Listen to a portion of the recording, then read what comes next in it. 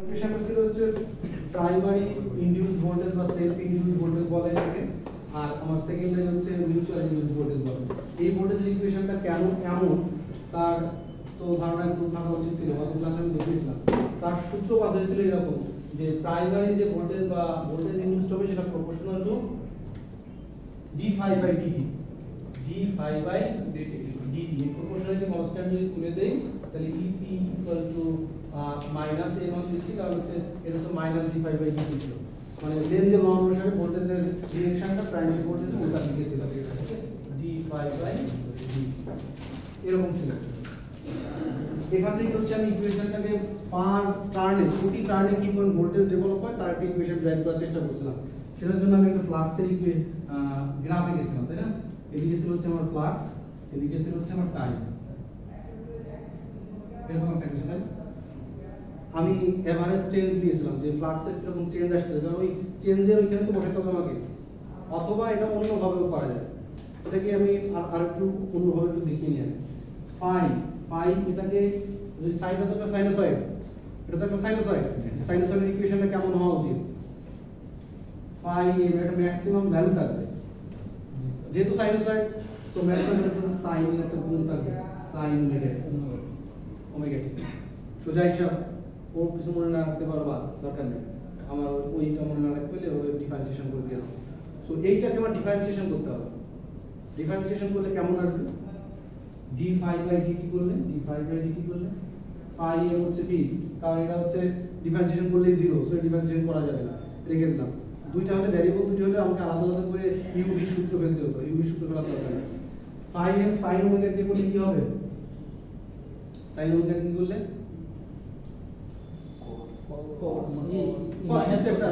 Minus কত হবে? So আমার আগে মাইনাস পেছনে পরে রাখবো cos ওমেগা, এরপরে sin টি করলে cos আসবে, তারপর আর কিছু আসবে না। ওখানে কি sin x আছে? ওখানে কি sin x আছে বা sin t আছে? sin t নাই তো, ওমেগা একটা আছে, সো ওমেগা টি করলে কি আসবে? ওমেগা।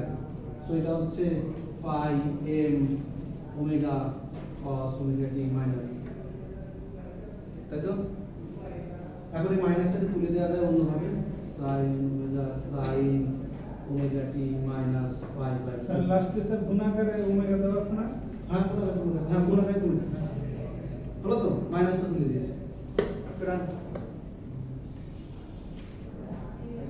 এই ভ্যালুটা যদি ওখানে আমি ইনসার্ট করি, এই ভ্যালুটা যদি ওখানে ইনসার্ট করি, ওটা বসাই দিলে হয়ে যাবে। এটা কি ভ্যালু? এটা যে পাচ্ছি এভারেজ ভ্যালু নিচ্ছি, এভারেজ ভ্যালু বারবারই কিন্তু আমি কিন্তু এভারেজ এখানে ওমেগা টি সমান কত? এবার আসুন এর ম্যাক্সিমাম ভ্যালু কত?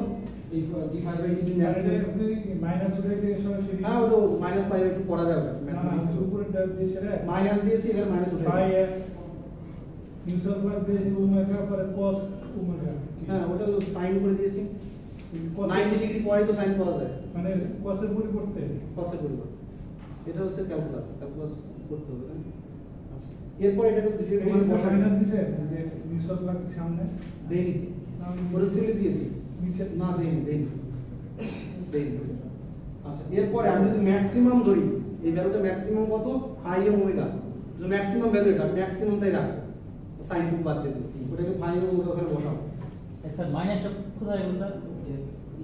cos মাইনাস তুলে দেওয়া যায়, ওই মাইনাস 90 দিছি না, ওখানে মাইনাস 90 ডিগ্রি করছি না, ওটাকে মাইনাস করা যায়। সো EP হচ্ছে n on মাইনাসটা দিলাম দরকার নেই, তারপর হচ্ছে কত? phi m ওমেগা, ডান। একটু ম্যাক্সিমাম ভ্যালুটা বসিয়েছি, হ্যাঁ ম্যাক্সিমাম ভ্যালুটা বসাবো। এখন এটাকে যদি করি কত আসে? ওমেগা সমান কত? ওমেগা অ্যাঙ্গুলার ভেলোসিটি কত? 2 পাই এর, আর এই জিনিস 2 পাই এর। So n on into phi m into 2 pi, 2 pi, ওকে? এটা এভারেজ ভ্যালু, এটাকে আরএমএস ভ্যালু যদি কনভার্ট করতে হয় তাহলে √2 দিয়ে ভাগ করতে হবে, টোটাল ভ্যালুটাকে ভাগ করে দাও। এখন যে ভ্যালুটা পাচ্ছি এটা কিন্তু আরএমএস ভ্যালু, এটা কিন্তু এভারেজ ভ্যালু, এটা হচ্ছে আরএমএস ভ্যালু যেতে হবে। √2 দিয়ে ভাগ করলে কি আসবে? √2 দিয়ে ভাগ করলে এটা যে ডিরেক্টলি কাটাকাটি করে দিয়ে ডান কত আসবে দেখো তো। √2 into pi 3.1416 দেখো। So √2 into 3.1416 into pi m f n দেখো তো কত আসে এটা গুণ করলে। গত ক্লাসে দেখিয়েছিলাম হচ্ছে এভারেজ ভ্যালু নিয়ে এখান থেকে টাইম পিরিয়ড বের করে সেই টাইম পিরিয়ডের এই t/4 টাইমে কতটুকু আছে সেটার এভারেজ চেঞ্জ দেখেছিলাম, তাই না? আর আজকে হচ্ছে ডিফারেন্সিয়েশন করে দেবেন 4.4, so 4.44 f by m a0 এইভাবে হচ্ছে ইকুয়েশনটা ডেরিভেশনটা করা যায়। বুঝা গেল? আবার যদি তোমার মন চায় গত ক্লাসের মানে ভিডিওটা একটু দেখে নিও, অথবা কারোর কাছে পড়া থাকে সেটা কি মানে বুঝতে পারবে কোথায় মানে একদম সিরিয়াল অনুযায়ী সিরিয়াল অনুযায়ী আমি লিখেছি, এখন ওরা কিভাবে লিখে যায় লেকচার 1 লেকচার 2 এভাবে দেওয়া আছে। ভিডিও না পাইলেও আমার কাছে যোগাযোগ করে আমি চেষ্টা করব বুঝাই দেব, যদি কেউ না পাও, কারণ আজকে ভিডিওটা আগামীকাল পাবে কিনা সন্দেহ আছে, কারণ ভিডিওটাকে আপলোড করতে সময় লাগে। সো এই ইকুয়েশনের ডেরিভেশনটা একটু দেখুন। ওকে, এখান থেকে আসছে হচ্ছে আমার প্রাইমারি ইনডিউসড ভোল্টেজ এর ক্যালকুলেশন ছিল এভাবে। একইভাবে সেকেন্ডারি ইনডিউসড ভোল্টেজ কিন্তু সেম, ক্যালকুলেশনটা সেম, আলাদা কোনো ক্যালকুলেশন না।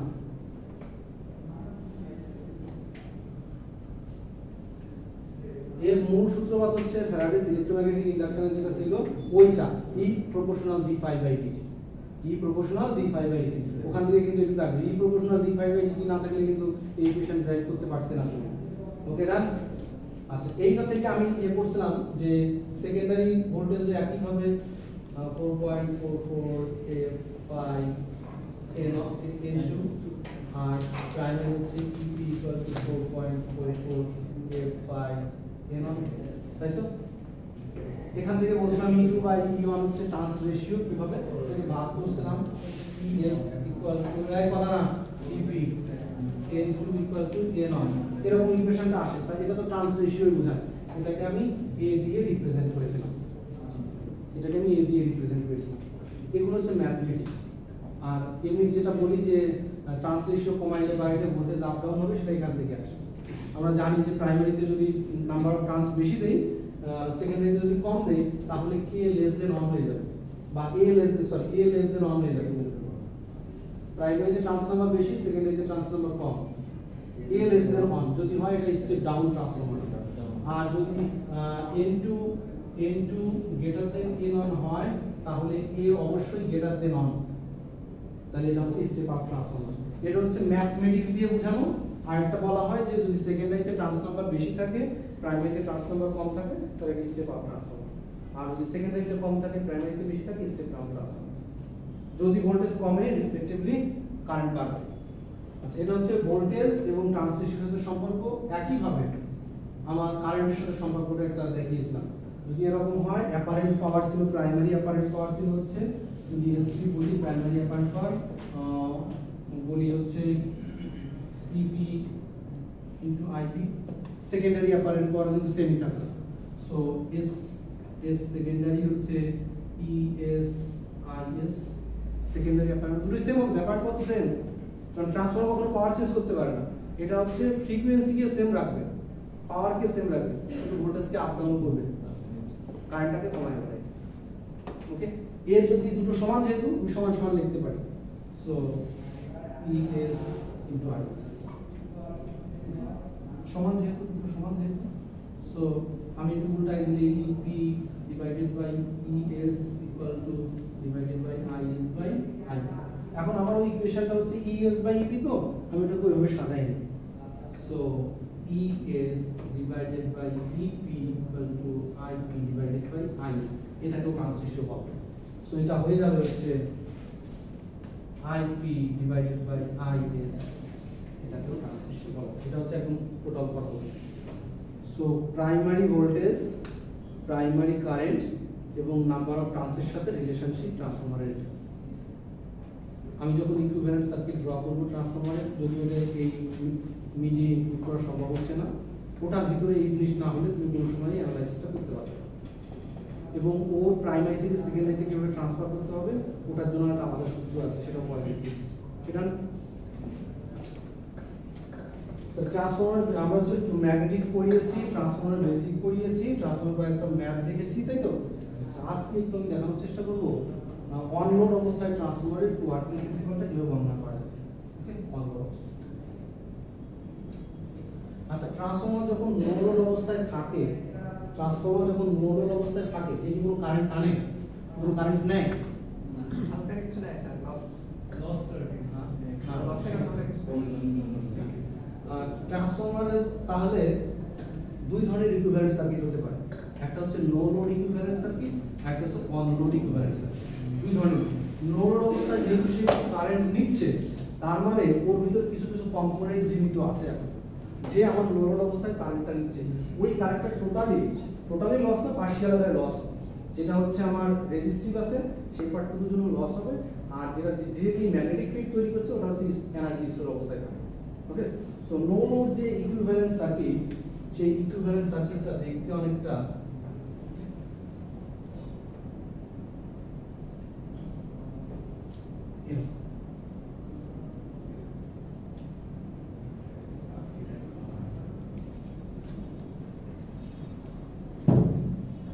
নো লোড অবস্থায় সে যেহেতু একটু কারেন্ট নেয়, সেই কারেন্টটা আমার এক্সপ্লেইন করতে পারতে হবে যে কি কারেন্ট নিচ্ছে সে কি এখানে স্যাটিসফাই করতে যাচ্ছে যার জন্য সে কারেন্টটা নিচ্ছে। তার দুটো কম্পোনেন্ট আমি প্যারালাল লিখেছি। প্যারালাল কেন লিখেছি তার একটা রিজন আছে। এটাকে আমি সিরিজে রাখতে পারতাম, যে আটটাকে সিরিজে দিয়ে ইন্ডাকটেন্সটাকেও সিরিজে, কিন্তু সিরিজে দিব না, এটাকে প্যারালালে দিব। আমি যখন ট্রান্সফর্মারকে টেস্ট করেছি তখন ইকুইভ্যালেন্ট সার্কিটটা এই রকমই ড্র করতে হবে, অন্যভাবে ড্র করে সেই ইকুইভ্যালেন্ট সার্কিট স্যাটিসফাই করবে না। নো লোড অবস্থায় দুই ধরনের কারেন্ট সে টানে। একটা হচ্ছে সে যে নিজে চলবে, যে ম্যাগনেটিক ফিল্ড তৈরি করবে, তার জন্য একটা কারেন্ট লাগবে। এটা কিন্তু লস না, সে ম্যাগনেটিক ফিল্ড তৈরি করার জন্য এই কারেন্টটা নিচ্ছে। আরেকটা হচ্ছে নো লোড অবস্থায় তার কিছু পরের লস আছে, যেটা রেজিস্টিভ লস, সেই লসটাও তো একটা থাকবে। সো রেজিস্টিভ লস এবং আমার ম্যাগনেটাইজেশন লস, এই দুটো কারেন্ট ভিন্ন ভিন্ন হয় সবসময়। এই দুটো কারেন্ট ভিন্ন ভিন্ন পাবো। যদি রেজিস্টিভ কারেন্ট পাবি, যে কি করে কারেন্ট নিচ্ছে সে এক ধরনের কারেন্ট দিবে, আর ম্যাগনেটাইজেশন কারেন্ট সে আরেক ধরনের কারেন্ট দিবে। দুটো কারেন্ট আলাদা। আলাদা কারেন্ট কোথায় পাওয়া যায়? প্যারালাল সার্কিটে পাওয়া যায়। অবশ্যই সিরিজ সার্কিটে আলাদা কারেন্ট পাওয়া যায় না। সো আমার অ্যাক্টিভ কম্পোনেন্ট যেটা রেজিস্টার ভিতরে লস হচ্ছে কোর লস যেটা হচ্ছে সেটা হচ্ছে একটা রেজিস্টার ভিতরে লস হচ্ছে, এটা এক ধরনের কারেন্ট। আর আমার ম্যাগনেটাইজেশন কারেন্ট আইএম, এটা হচ্ছে আমার ম্যাগনেটিক ফিল্ডটাকে ইনডিউস করার জন্য যে কারেন্টটুকু দরকার হচ্ছে সেটা দরকার হচ্ছে। কারণ নো লোড অবস্থায় ট্রান্সফরমার অ্যাকশন তো থাকে, কেন থাকে? সে কারেন্ট নিয়ে একটা ম্যাগনেটিক ফিল্ড তৈরি করছে, সেই ম্যাগনেটিক ফিল্ড দিয়ে তার কাজটা সে চালাচ্ছে। এই কারেন্টটাকে আমি লস বলবো না, এটাকে ডিরেক্টলি আমি লস বলবো, কারণ এই আমার কোর লস হিসেবে হিট আপ হবে, কোরটা হিট হবে। ট্রান্সফরমার যখন চালায় রাখবো নরমালি সে কারেন্ট খুব অল্প নিবে। এই প্রাইমারি কারেন্ট আই নট এই কারেন্টটা খুবই কম। এই আই নটের দুটো পার্ট আছে, একটা হচ্ছে আমার মেইন আর এর কারেন্ট, যেটা হচ্ছে অ্যাক্টিভ কম্পোনেন্ট, আর একটা হচ্ছে ম্যাগনেটাইজিং কম্পোনেন্ট।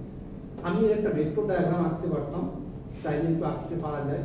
যদি আমি চিন্তা করি একটা ফ্লাক্স এদিকে আছে ফাই, আর এই ফ্লাক্সের অপোজিটে থাকবে হচ্ছে, আমি যদি একটা ইন্ডাক্টরের কথা চিন্তা করি, সেই ইন্ডাক্টরের ভিতর কারেন্ট এবং ভোল্টেজের ফেজ ডিফারেন্স কত?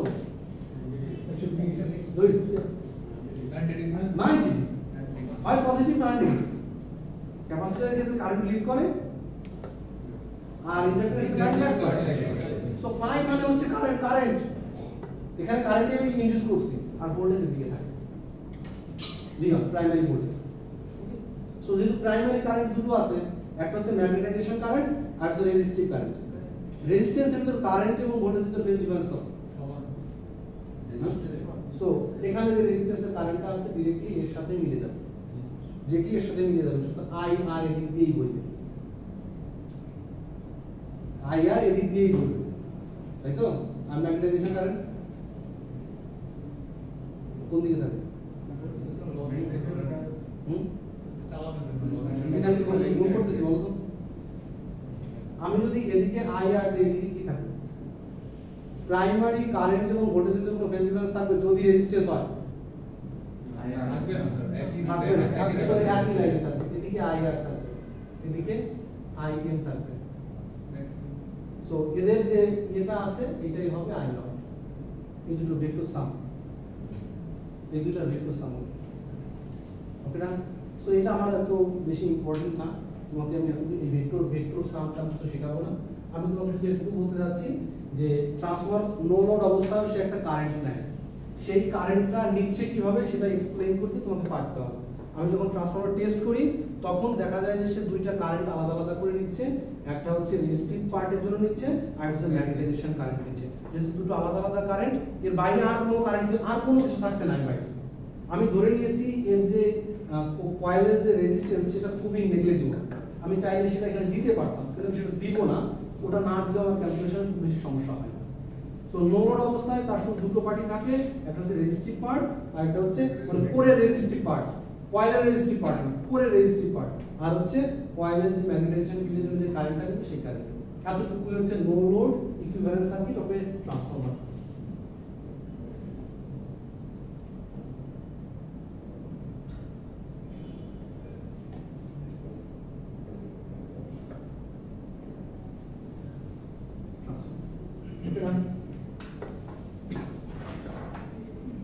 এখন আসি ওয়ান লোড অবস্থায় ট্রান্সফরমারটা বিহেভিয়ারটা কেমন করে করে। দেখো তুমি একটা জিনিস চিন্তা করো, ট্রান্সফরমারে তুমি কতটুকু লোড লাগাচ্ছ এটা তুমি জানো, ট্রান্সফরমার জানে কি করে, সে লোড লাগালে তো বেশি কারেন্ট দিতে পারে, এই কারেন্টটাকে রেগুলেট করে কিভাবে, ট্রান্সফরমার কিন্তু সেলফ রেগুলেটেড ডিভাইসও বলা হয়, সে বুঝে ফেলে এতটুকু লোড আছে প্রাইমারি থেকে আমার এতটুকু কারেন্ট দিতে হবে। তো ট্রান্সফরমার নো লোড অবস্থায় ওয়ার্কিং প্রিন্সিপাল যেভাবে বর্ণনা করা যায় অন লোড অবস্থায় সেভাবে যাবে না, তার একটু এক্সপ্লেনেশনটা একটু চেঞ্জ করতে হবে।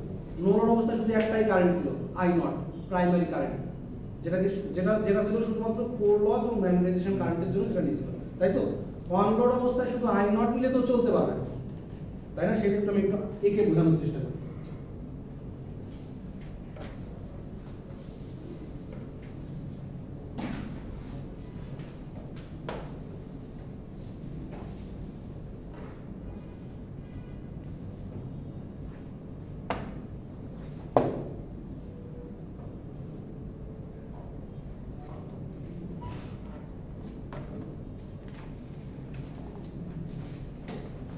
সো নো লোড অবস্থায় সে আই নট পরিমাণ কারেন্ট নিচ্ছিল, আমার এখানে সোর্স ছিল, ওকে না? এখন ট্রান্সফরমারটা আমি নো লোড অবস্থায় রাখার জন্য বানাই পারি, আমি লোড লাগাবো, এটা সো আমি এখন এখানে একটা লোড লাগিয়ে দিয়েছি।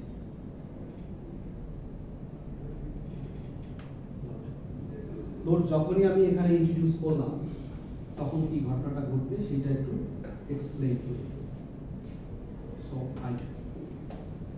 আমি কিন্তু I2 লোড লাগানোর সঙ্গে সঙ্গে এখানে একটা ভোল্টেজ ছিল, I2 কারেন্ট কিসের সাথে সাথে ড্রপ হচ্ছে, মানে একটু I2 কারেন্ট কোথা থেকে আসে, আমি তো প্রাইমারি থেকে সাপ্লাই দিই, এখন তো দিছি, এখন তো দেই নাই, কি আসলো কোথা থেকে? কারণ কি কোনো ধারণা আছে কিভাবে আসতে পারে, এটা কোনো অ্যাজাম্পশন আছে যে এইভাবে আসতে পারে? স্টোর কারেন্ট থেকে আসে, যে ইন্ডাক্টর ভিতরে ভোল্টেজ আছে আছে।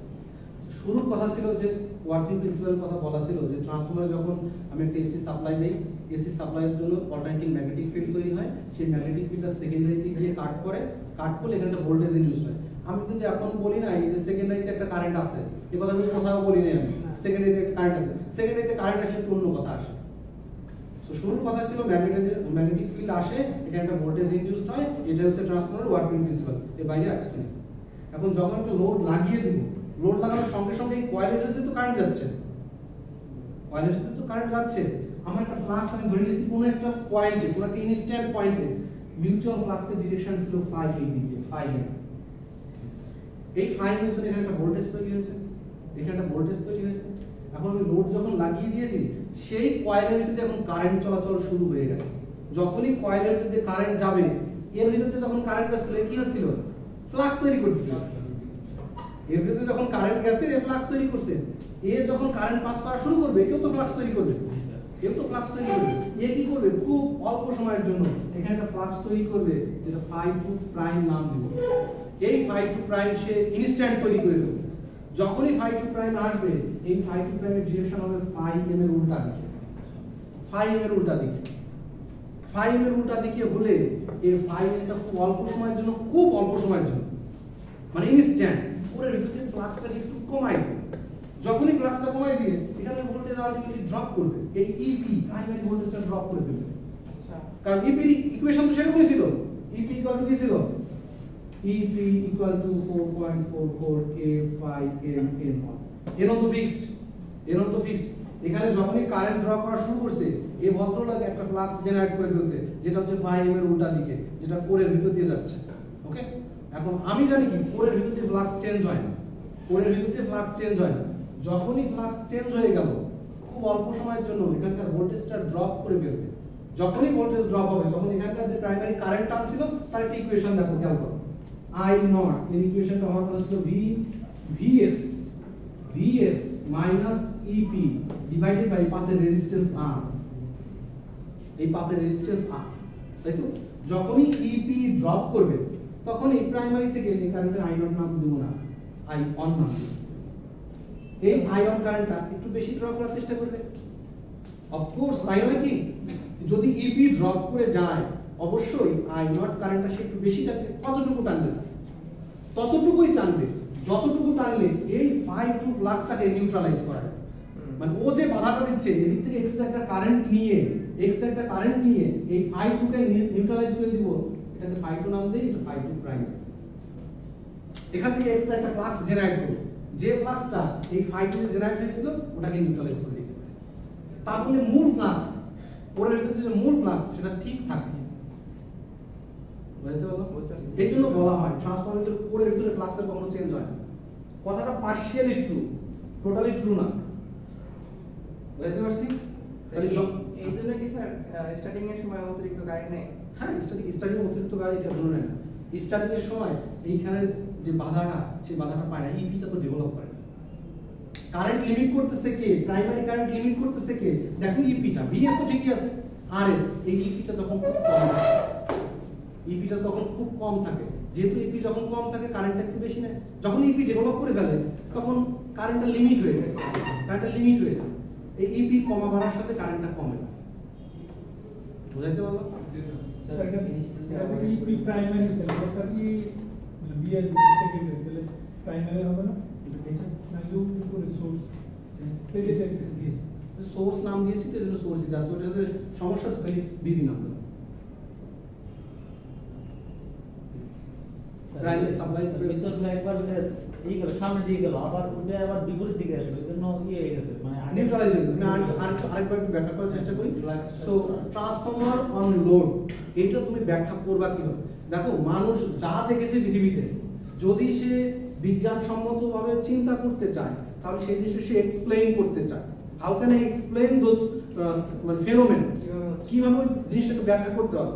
আমি গড গিফটেড যে ব্যাখ্যা আছে সেটাকে যদি বাদ দিয়ে আমি আমার মতো করে একদম বৈজ্ঞানিক ব্যাখ্যা দিতে চাই, সেটার জন্য আমি চিন্তা করি, এক্সপ্লেনেশন খুঁজি। এটাও সেরকম একটা এক্সপ্লেনেশন। চোখে তুমি দেখছো না, এটা তুমি চোখে ম্যাথমেটিক্যাল এক্সপ্লেনেশন। প্রথম কথা কি বলছি, যে ট্রান্সফরমারকে আমি অন করে রেখেছিলাম, অফলোড অবস্থায়, লোড দিয়ে হঠাৎ করে একটা লোড কানেক্ট করেছি। লোড যখনই কানেক্ট করছি, এটা কিভাবে কারেন্ট প্রাইমারি থেকে টানে তার একটা এক্সপ্লেনেশন আমার দরকার। প্রাইমারি ওখানে তো আলাদা কোনো সোর্স লাগাইনি আমি, যে কারেন্টটা দিচ্ছে প্রাইমারি থেকে টেনেই তো ওখানে দিবে। প্রাইমারি হচ্ছে সোর্স, এখান থেকে টেনেই ওখানে দেয়, কিভাবে দেয় সেটা এক্সপ্লেন করার চেষ্টা করতেছে। ওকে না? সো যখন লোড লাগিয়েছি অবশ্যই সেকেন্ডারিতে একটা কারেন্ট এখন লোড অনুযায়ী নিবে। আমি কি পরিমাণ লোড লাগিয়েছি তার উপর বেস করে I2 কারেন্টটা নিচ্ছে।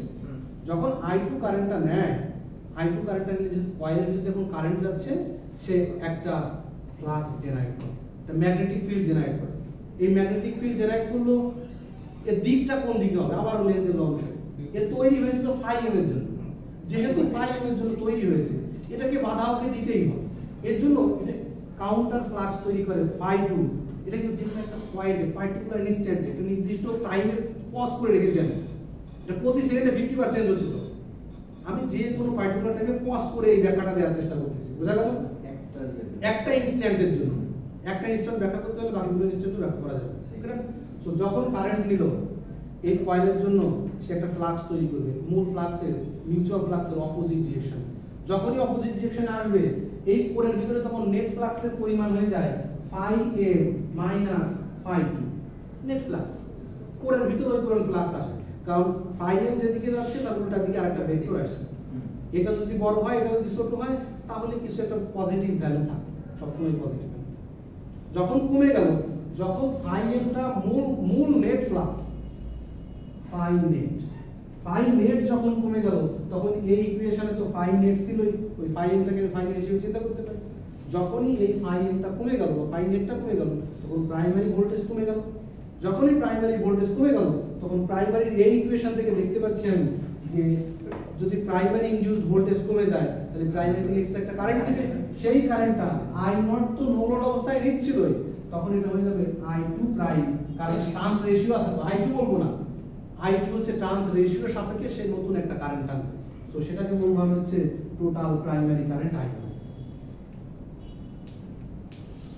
বুঝতে পারছেন এভাবেই সে লোডকে স্যাটিসফাই করে উইদাউট এনি ইলেকট্রিক্যাল কারেকশন এভাবেই সে প্রাইমারি থেকে কারেন্টটা টেনে নেয় তুমি লোড কমাইলে বাড়াইলে ও বুঝে যাবে যে আমার এই phi2 কে নিউট্রালাইজ করার জন্য কতটুকু লাগবে সেটা আমি জানি কারণ তথ্য বলছে কোরের ভিতর দিয়ে কোনোদিনও ফ্লাক্সের চেঞ্জ হবে না সো ফ্লাক্সকে ফিক্স রাখতে গেলে যে কোন কাউন্টার ফ্লাক্স দেওয়ার দরকার ততটুকু সে দেবে এবং এটার জন্যই এটাকে বলা হয় সেলফ রেগুলেটেড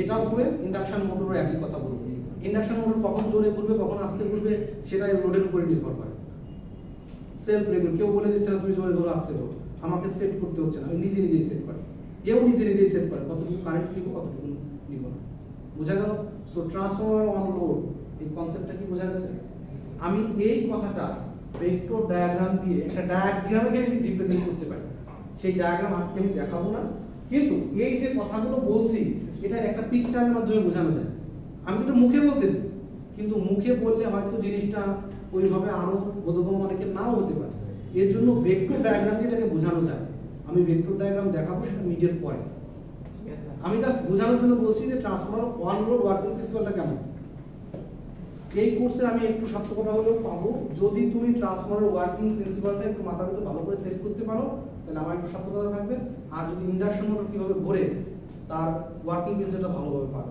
যদি এই জিনিসটা পারো বাকি ম্যাথমেটিক্স তুমি পারবে কোনো সমস্যা নেই এই জিনিস পারলে সে ম্যাথমেটিক্স পারবে ওকে ডান ভুল হবে না তো আমি কিন্তু আগামীতে পরীক্ষার পরে কিন্তু আমি জিজ্ঞেস করবো যে ট্রান্সফরমারের নো লোড ওয়ার্কিং প্রিন্সিপাল এবং অন লোড ওয়ার্কিং প্রিন্সিপালটা একটু আমাকে বোঝাই দেবো তুমি যেমনই হোক আমাকে এই জিনিসটা বোঝাই দিতে হবে যে প্রাইমারি ফ্লাক্স কমাই দিচ্ছে প্রাইমারি ফ্লাক্স কমাই দেওয়ার জন্য প্রাইমারি ভোল্টেজের ইকুয়েশন থেকে আমি পাচ্ছি যে প্রাইমারি কি একটা কারেন্ট আছে ওকে এ কোনো জিনের জাদু না যে সে টানতেছে তার যে কোনো লোড লাগানো আছে সে জানে কোনো লোড লাগছে ওকে ডান ঠিক আছে এখন স্যার যেটা বলেছেন আর পিডিএফ আছে স্যার পিডিএফ এ এটা এত সুন্দর করে আমি যেভাবে বললাম এইভাবে বোঝানো নেই পিডিএফ এর বইতে একটু পড়ে দেখুন ট্রান্সফরমার অন লোড এই জিনিসটা আমি যেভাবে বললাম বিএল ট্রেজার বইতে এই ঠিক এই আমি যেভাবে বলেছি এভাবে বোঝানো আছে এই ভিডিও ক্লাসটা স্যার কবে হবে এটা আমি জানি না বাবা পরীক্ষার আগে পাবে আমি চেষ্টা করবো এটাকে পরীক্ষার আগে ঠিক আছে বইটার নাম কি বললেন B L Theraja volume 2 B L Theraja এই যে এটা খুবই পপুলার একটা বই a textbook of electrical technology এটা খুবই পরিচিত একটা বই বিশেষ সবাই এই জিনিসই পড়ে মেশিনের জন্য খুবই সুন্দর করে লেখা আচ্ছা আমাদের কত মিনিট আছে এখনো 10 মিনিট সময় আছে পরীক্ষা নিয়ে কথা বলবো সো এটা আমাদের এখন বন্ধ সাথে সাথে আমি কথা বলবো